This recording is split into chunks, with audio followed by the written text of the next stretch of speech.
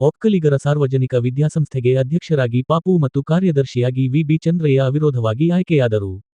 ಚನ್ನಪಟ್ಟಣ ತಾಲೂಕಿನ ಪ್ರತಿಷ್ಠಿತ ಸಂಸ್ಥೆಗಳಲ್ಲಿ ಒಂದಾಗಿರುವ ಪಟ್ಟಣದ ಒಕ್ಕಲಿಗರ ಸಾರ್ವಜನಿಕ ವಿದ್ಯಾರ್ಥಿ ನಿಲಯದ ಆಡಳಿತ ಮಂಡಳಿಯ ಅಧ್ಯಕ್ಷರಾಗಿ ಟಿ.ಕೆ. ಯೋಗೇಶ್, ಪಾಪು, ಹಾಗೂ ಕಾರ್ಯದರ್ಶಿಯಾಗಿ ವಿ.ಬಿ. ಚಂದ್ರಯ್ಯ ಅವರು ಹಾಗೂ ಉಪಾಧ್ಯಕ್ಷರಾಗಿ ನಾಗವಾರ ಶಂಭುಗೌಡ ಹಾಗೂ ಖಜಾಂಚಿಯಾಗಿ ಎಂ. ಅನಂತಮೂರ್ತಿ ಅವರು ಅವಿರೋಧವಾಗಿ ಆಯ್ಕೆಯಾದರು.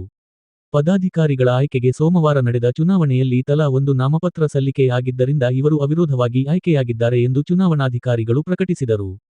ಚುನಾವಣೆಯಲ್ಲಿ ನಿರ್ದೇಶಕರುಗಳಾದ S. T. Narayanagowda, Mehareesh, TP. Hanumantharaju, MA. Malini, Chakkere Venkataramegowda, NS. Basavaraju, TS. Abhilash Gowda, Puttarajegowda, BM. Ravi, UP. Dharanish ಉಪಸ್ಥಿತರಿದ್ದು ಪದಾಧಿಕಾರಿಗಳ ಆಯ್ಕೆಗೆ ಬೆಂಬಲ ಸೂಚಿಸಿದರು.